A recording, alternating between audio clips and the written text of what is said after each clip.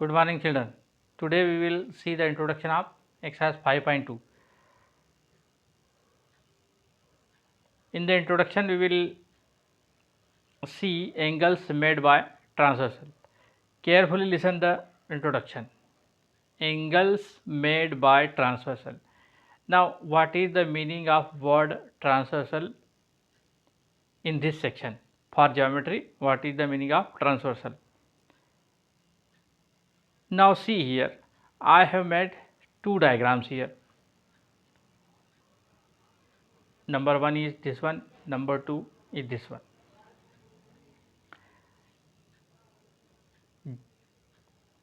According to geometry, a flat surface is called a plane. Flat surface एक plane कहलाती है। और यदि किसी प्लेन पर आप दो लाइंस खींच दें, if you draw two lines in a plane, then there will be two possibilities. Either line will intersect each other or they will do not intersect each other. जैसे आप एक दीवार है, दीवार की ऊपरी सिरे को और निचले सिरे को लाइन मान ले और उसको आगे पीछे बढ़ाएं, तो आप देखोगे कि वो लाइनें कभी एक दूसरे कट नहीं करेंगी, कि वो सीधी लाइन है। लेकिन यदि आप दीवार की दोनों दीवार यदि सीधी बनी और तिरछी दीवार हो तो वो लाइन एक दूसरे को कट कर जाएगी। अब यहाँ बोर्ड पर समझे अपन। सी हियर, ये दो लाइनें हैं। ये देखो हमको थोड़ी सी स्लाइटली स्लांट यानी तिरछी दिखाई दे रही। तो इसको मैं आगे बढ़ाऊंगा इधर सीधा सीधा और इसको भी सीधा बढ़ाऊंगा, तो ये यहाँ कहीं जाके एक दूसरे को कट कर लेगी। तो ये दोनों लाइनें एक दूसरे को कट कर रही। अभी हम ट्रांसवर्सल के बारे में बात नहीं कर रहे, केवल ये दो लाइनों के बारे में बात कर रहे हैं। तो दो पॉसिबिलिटीज़ अपन बता रहे हैं कि यदि हमने एक प्लेन में दो लाइन खींच दी तो या तो वो एक दूसरे को कट करेगी, या इस तरह से यदि सीधी हुई तो इन दोनों को हम आगे बढ़ाते जाएं रेल की पटरी के समान, तो ये एक दूसरे को कहीं नहीं काटेगी। या अगर ये स्ट्रेट है, सीधी चलती जाएगी, तो ये एक दूसरे को कहीं नहीं काटेगी। तो ये हम समझ गए कि two lines in a plane may intersect और मे नॉट बी इंटरसेक्ट। अब यदि वो इंटरसेक्ट करती है तो वो इंटरसेक्टिंग लाइन कहलाएगी, और यदि वो इंटरसेक्ट नहीं करती है तो वो पैरेलल लाइन्स कहलाएगी। अब हमारा मेन जो अट्रैक्शन है वो पैरेलल लाइन और ट्रांसवर्सल पे है। अब यहाँ पर भी मैंने दो लाइनों को इस प्रकार से कट करने वाली लाइन को हम ट्रांसवर्सल कहते हैं। ये जो लाइन सीधी भी हो सकती है, ऐसी भी हो सकती है, ऐसे भी, लेकिन वो दोनों लाइनों को कट करेगी, तो उसको हम ट्रांसवर्सल कहते हैं। तो ये दो इंटरसेक्टिंग लाइन जो आगे जाके कहीं इंटरसेक्टिंग कर सकती है, ऐसी लाइनों को भी यदि ट्रांसवर्सल कट करती है तो डिफरेंट एंगल्स बनते हैं। अब यहाँ पर देखो दो पैरेलल लाइन है। पैरेलल लाइन की हमने पहली खासियत क्या देख ली, ये दोनों these two lines can be extended infinitely in same direction, but they do not intersect each other. They will do not intersect each other. If you extend in this side also they will do not intersect each other. तो parallel line की क्या खासियत हो गई कि वो एक दूसरे को कभी कट नहीं करती यदि हम आगे पीछे उसको एक्सटेंड करते हैं तो। अब ये दो पैरेलल लाइन पे एक तिरछी लाइन, ये ऐसी तिरछी लाइन ट्रांसवर्सल जो है इसको कट करती है, तो इसको ट्रांसवर्सल नेम दिया है। दो लाइनों को स्लांटिंग लाइन जो कट करती है उस लाइन को ट्रांसवर्सल कहते हैं। तो अब आपको ट्रांसवर्सल वर्ड का मीनिंग समझ में आ गया। यहाँ ज्योमेट्री के संदर्भ में what is transversal? Transversal a slanting line or a line which intersect two or more lines. दो या दो से अधिक लाइन भी हो सकती है, लेकिन अभी हमारा जो मेन अट्रैक्शन है टू लाइन्स के लिए, इसलिए हम टू लाइन के संदर्भ में इसको समझ रहे हैं। अब हमारा हेडिंग है एंगल्स मेड बाय ट्रांसवर्सल। तो ट्रांसवर्सल जब कट करती, हमने पहले ही देखा है कि जब दो लाइनें आपस में कट करती है तो वो एंगल्स बनाती है, डिफरेंट एंगल्स बनाती है। अब यहाँ पर दो लाइन तो सीधी एक्सटेंडेड है और इसको ट्रांसवर्सल कट कर रही है, तो बहुत सारे एंगल बन से। तो यहाँ पर ध्यान दो, 1 2 3 4 5 6 7 8, जहाँ जहाँ मैंने लिखा वहाँ पर ये सब एंगल्स बन रहे हैं। यहाँ भी सेम है, एंगल वही हुए हैं 1 2 3 4 5 6 7 8, बट डिफरेंट क्या है, ये दोनों लाइनें स्लैंटिंग है। जो हमारे मेन दो लाइन है वो स्लैंटिंग यानी वो एक दूसरे को कहीं ना कहीं जाके कट करेगी। तो अब ये दोनों डायग्राम बनाने का मतलब क्या है?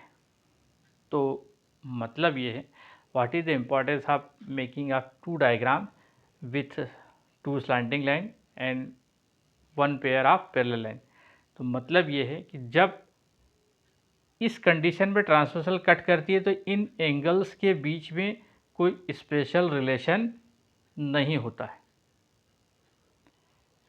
लेकिन जब पैरेलल लाइन को कोई ट्रांसवर्सल कट करती है तो इन एंगल्स में कुछ स्पेशल रिलेशन हो जाता है, जो हम आगे समझेंगे। तो इसीलिए ये दो डायग्राम बनाने का मतलब था कि यहाँ पे भी ट्रांसवर्सल है, दो लाइन है, एंगल्स बन रहे हैं, यहाँ भी ट्रांसवर्सल है, दो लाइन है, लेकिन ये पैरेलल लाइन। तो बस ये पैरेलल लाइन हो जाने से इन एंगल्स में स्पेशल रिलेशन हो जाता है, उनको हम देखेंगे। तो अब यहीं पर हमको कंसंट्रेट करना है। ये मैंने दो लाइन बनानी, ये इसलिए बनाई है, छोटा सा ये जो सिंबल बना है ये पैरेलल लाइन का सिंबल है। जब हमको बार बार वर्ड्स में पैरेलल लाइन लिखना पड़ता है तो हम पूरा वर्ड ना लिख के पैरेलल के लिए ऐसे दो लाइन बना देते हैं और उसके आगे लाइन लिख देते हैं। तो खैर अभी तो मैंने वर्ड्स पैरेलल लाइन लिखा है, एक जगह मैंने यूज़ किया है पैरेलल के लिए ये सिंबल।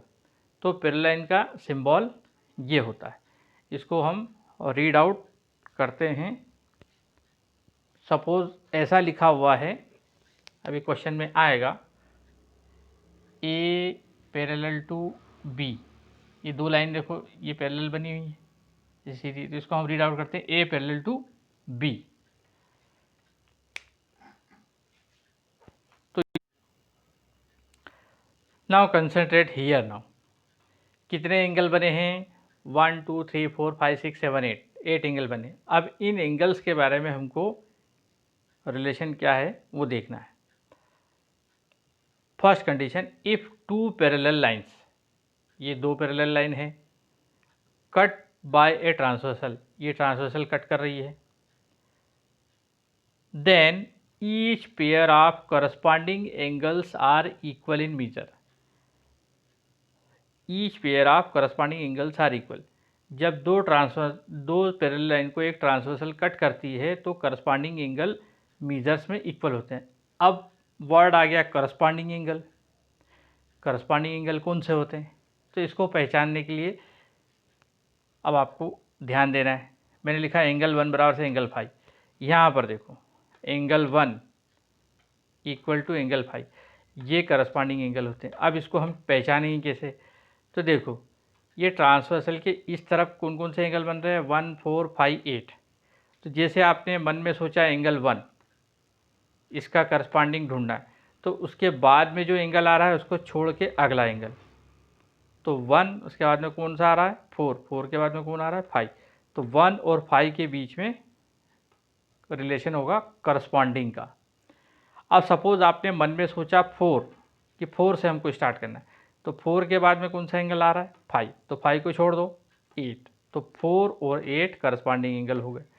तो ये 4 और 8 करस्पॉन्डिंग एंगल हो गए। अब सपोज हम इधर से चले, तो इधर से चलें आप, मन में सोचा आपने 8 से स्टार्ट करना है, तो 8 के बाद में कौन आ रहा है? 5।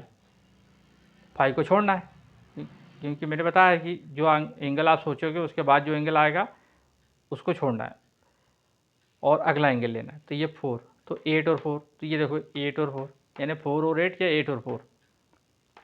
अब अगर आपने 5 मन में सोचा तो 4 को छोड़ना है और एंगल 1, तो ये आ गया एंगल 1 5।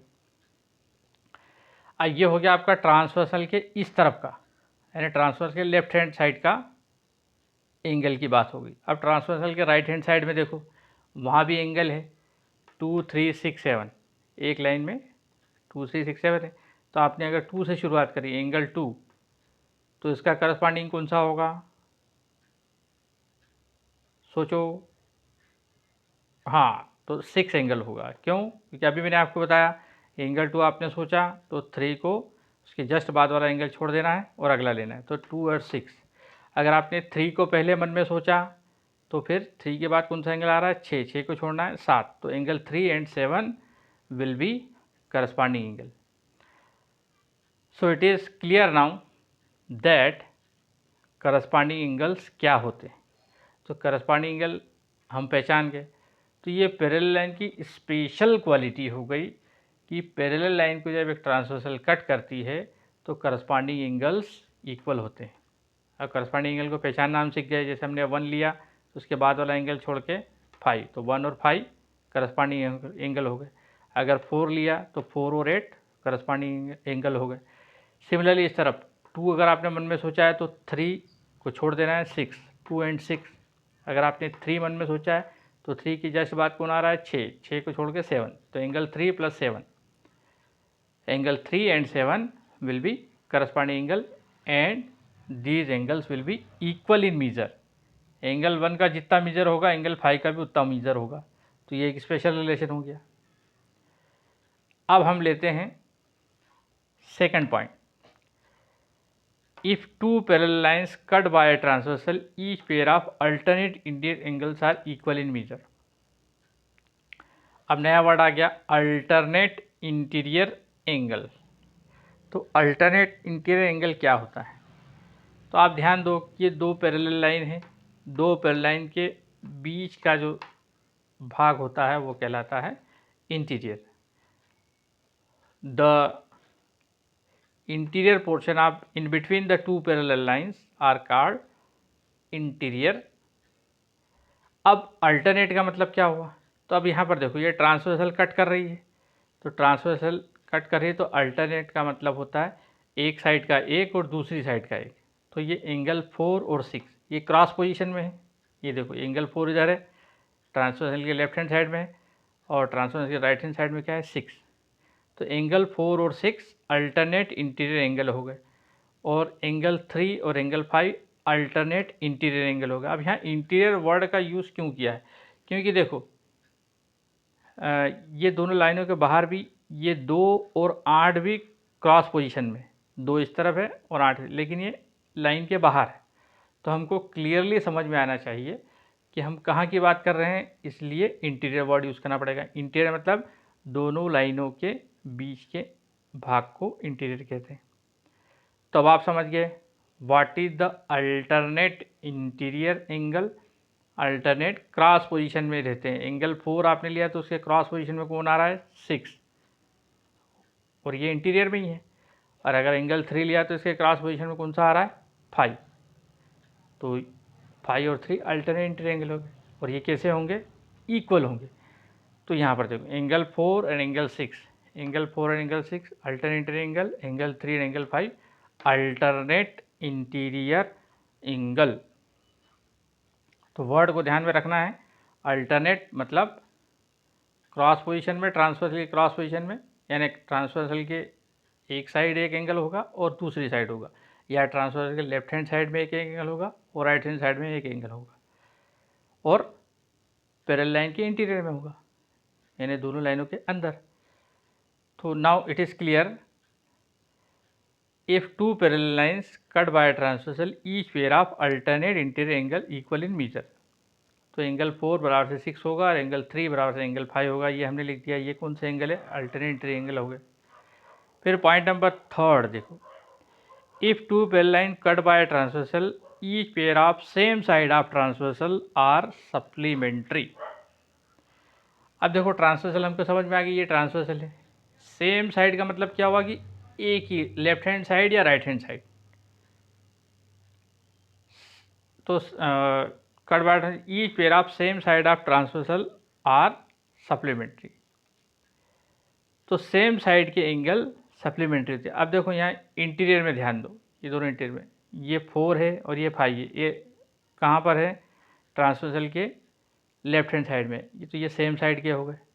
तो ये दोनों कैसे होंगे? एंगल 4 और एंगल 5 कैसे होंगे? सप्लीमेंट्री होंगे। सप्लीमेंट्री का मतलब एंगल 4 और एंगल 5 का टोटल 180 डिग्री आएगा। तो यहाँ हमने लिखा देखो angle 4 plus angle 5 equal to 180 degree. अब हम ट्रांसवर्सल के राइट हैंड साइड में देखो तो 3 और 6, तो angle 3 plus angle 6 is equal to 180 degree. तो ये कंडीशन क्या है हमारी, if two parallel lines cut by transversal each pair of same side of transversal are supplementary, each pair of angle of same side of transversal are supplementary.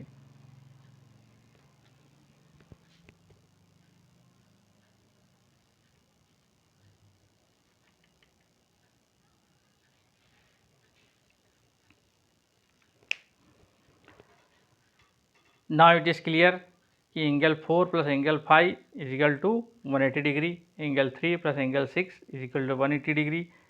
इनकी खासियत क्या है 4 और 5 एंगल की, ये ट्रांसवर्सल के सेम साइड है। Same side का मतलब या तो लेफ्ट हैंड साइड में होंगे ये, या राइट हैंड साइड में होंगे, है ना। और ये हमने अभी इंटीरियर एंगल्स लिए हैं, तो angle 4 plus angle 5 180, angle 3 plus angle 6 supplementary होंगे। सप्लीमेंट्री का मतलब होता है उनका दोनों का टोटल 180 डिग्री आएगा। तो now you learn that 3 types of angles we have learn. कौन कौन से? पहला एंगल हमने सीखा करस्पॉन्डिंग एंगल, है ना। करस्पॉन्डिंग को पहचानने का तरीका, कोई सा भी एक एंगल आप लो, सेम साइड में ही आपको देखना है। ये एंगल लिया तो इसके बाद का एंगल छोड़ के ये वाला एंगल, और सेम प्रोसीजर से इस साइड के एंगल पता करना है, और सेम प्रोसीजर से इस साइड के एंगल पता करना है। ये करस्पॉन्डिंग एंगल हो गए। कैसे हो गए? इक्वल हो गए। क्यों हो गए? क्योंकि ये पैरेलल लाइन की स्पेशल क्वालिटी है, जब ट्रांसवर्सल उसको कट करती है तो ये कंडीशन होती है। दूसरा एंगल हमने कौन सा देखा? Each pair of alternate interior angle. तो इंटीरियर का मतलब हमने समझ लिया पैरेलल लाइन के अंदर वाले, और अल्टरनेट का मतलब क्रॉस पोजीशन में। क्रॉस पोजीशन का मतलब ट्रांसवर्सल के एक साइड का एक एंगल और ट्रांसवर्सल के दूसरे साइड का एक एंगल। फिर तीसरा हमने देखा ट्रांसवर्सल के each pair of angles of same side of transversal are supplementary. तो ये देखो एंगल 4 और एंगल 5 सेम साइड के हैं, ये कैसे होंगे? सप्लीमेंट्री होंगे। तो ये 3 हमने पेयर्स ऑफ एंगल्स देखें। कौन कौन से? पहला एंगल कौन सा है? Corresponding angle. दूसरा एंगल कौन सा है? Alternate interior angle. तीसरा एंगल्स कौन से हैं? सेम साइड के एंगल्स जो सप्लीमेंट्री होते हैं। अब यदि हम इन तीनों चीज़ों को दिमाग में बिठा लेते हैं तो ये हमारे लिए बहुत काम के हैं, कि इन्हीं पर बेस्ड हमारी एक्सरसाइज है, और इन तीनों का दूसरा काम है। अभी हमने क्या कहा था? अभी हमने कहा था कि ये दोनों लाइनें पैरेलल हैं। अब सपोज़ कि मुझे नहीं पता कि ये दोनों लाइनें पैरेलल है या नहीं है, तो मैं अब इसको परफेक्टली कैसे पता लगाऊंगा कि ये दोनों लाइनें पैरेलल हैं? तो इसके लिए भी हमारे पास में ये कंडीशन ही हमको मदद करती है। अब देखो मैंने यहाँ पे हेडिंग दी है चेकिंग फॉर पैरेलल लाइन। देखो यहाँ पैरेलल का सिंबल यूज़ किया है, पैरेलल लाइन। तो पैरेलल लाइन है या नहीं, इसको हम चेक कर सकते हैं इन्हीं कंडीशन की मदद से। यहाँ देखो मैंने लिखा है first if that that these measure तक, यानी फर्स्ट पॉइंट को हम पढ़ें। If two parallel lines cut by transversal each pair of corresponding angles are equal in measure. फिर इसके आगे मैंने क्या लिखा है? Lines have to be parallel. यदि मैं ये दो पैरेलल लाइन मुझे अभी पता नहीं है कि है कि नहीं है, और मैं क्या करता हूँ, करस्पॉन्डिंग एंगल को मेज़र करता हूँ। एंगल 1 का मेज़र यदि मेरे पास में 40 डिग्री है सपोज़, और एंगल 5 का मेरे पास में 40 डिग्री मेज़र आ रहा है, ये दोनों कैसे एंगल्स हैं? Corresponding angle. करस्पॉन्डिंग एंगल कब इक्वल हो सकते हैं? जब लाइंस पैरेलल हो। तो हम इस कंडीशन का यूज़ करके हम बता देंगे कि ये दोनों लाइनें पैरेलल हैं। हमसे किसी ने पूछा कि भाई आप कैसे बता रहे हो कि ये दोनों लाइन पैरेलल हैं? हम बोलेंगे because corresponding angles are equal and it is a special quality of parallel line that corresponding measure of corresponding angles are equal होते हैं। Since these two angles are corresponding and equal, hence these two lines are parallel। तो ये हमने proof करना पड़ता है कि हम ये दोनों लाइनें पैरेलल है। तो इस प्रूफ करने के लिए हम इस रीजन का यूज़ कर सकते हैं। अब थर्ड पॉइंट को देखो। थर्ड पॉइंट में अपने लिखा है if two parallel lines cut by transversal each pair of angles of same side of transversal are supplementary. तो अभी मेरे को पता नहीं है कि ये दोनों लाइनें पैरेलल है या नहीं है। मैं क्या करूँगा, एंगल 4 और एंगल 5 का मीज़र लूँगा। अगर दिया है तो ठीक है, नहीं है दिया है तो मीज़र लेके मैं इन दोनों को प्लस करूँगा। इन दोनों को प्लस करूँगा, यदि 180 डिग्री आ गया तो हम कहेंगे कि these two lines are parallel. तो यदि हमको पैरेलल लाइन को प्रूफ करना है तो हम ये इनमें से तीनों कंडीशन को यूज़ कर सकते हैं, लेकिन फर्स्ट और थर्ड अक्सर यूज़ की जाती है। हम सेम साइड के इंटीरियर एंगल को प्लस करके देखेंगे। अगर वो 180 आ रहा है तो हम बिल्कुल क्लियरली बता देंगे कि ये these two lines are parallel. तो हम इस तरह से किसी लाइन्स की चेकिंग कर सकते हैं वेदर दे आर पैरेलल और not. So this was the introduction. Now based on the introduction we can solve exercise 5.2 जो कि ऐसे सम है जो इसी की प्रैक्टिस हमको कराते हैं। क्वेश्चन नंबर 1 देखो, यहाँ पर एक डायग्राम दिया है और अपने को बताना है इनमें फर्स्ट कंडीशन अपने को दी है if A parallel to B, if line A parallel to B then angle 1 बराबर से एंगल 5 होगा तो किस रीजन से होगा।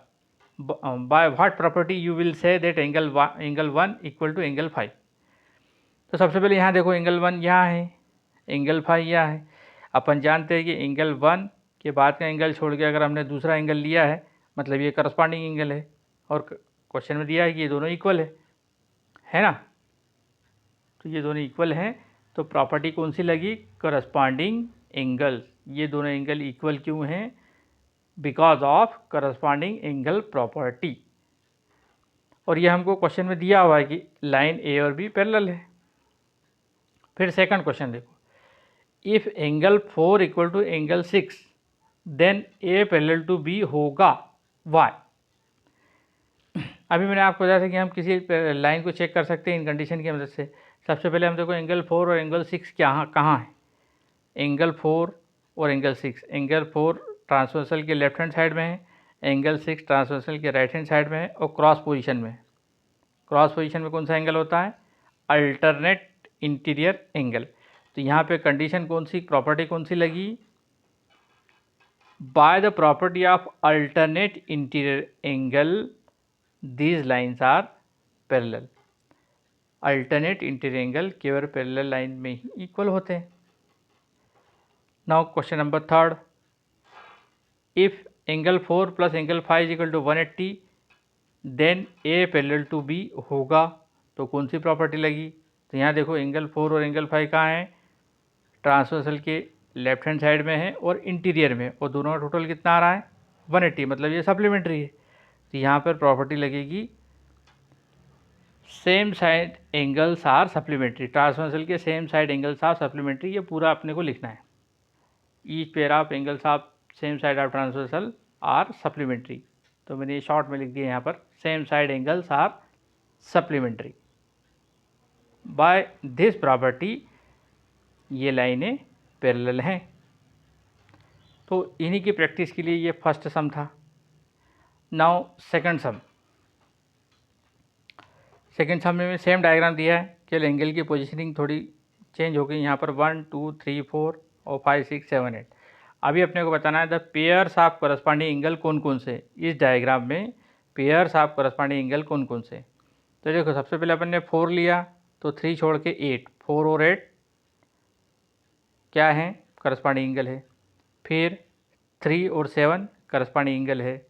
फिर 1 लिया तो 5, एंगल 1 एंड 5 करस्पॉन्डिंग एंगल है। और 2 लिया तो एंगल 6 करस्पॉन्डिंग एंगल है। तो ये करस्पॉन्डिंग एंगल्स के नाम हमको लिखना है। द सेकंड क्वेश्चन है the pairs of alternate interior angle कौन कौन से। तो पेयर्स ऑफ अल्टरनेट एंगल हम जानते हैं लाइन के बीच में क्रॉस पोजीशन में, तो एंगल 3 और एंगल 5 ये अल्टरनेट इंटीरियर एंगल हो गए, और एंगल 2 और एंगल 8 अल्टरनेट इंटीरियर एंगल वहाँ पर मैंने लिख दिया है।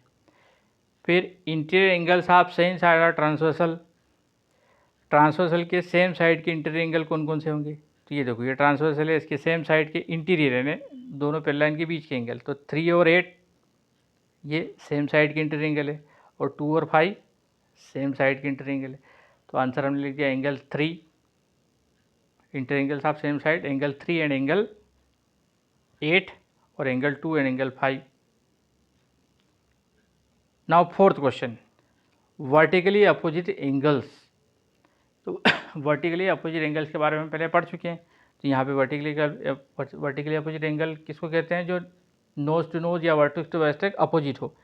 तो 1 और 3 ये देखो ये दोनों का कॉमन नोज है लेकिन अपोजिट है, तो 1 और 3 वर्टिकली अपोजिट एंगल है, 2 और 4 वर्टिकली अपोजिट एंगल है, एंगल 5 और 7 वर्टिकली अपोजिट एंगल है, और एंगल 6 और 8 वर्टिकली अपोजिट एंगल है। इन सब के नाम आपको लिखना है। So in this exercise some more question we will see in next chapter. Thank you.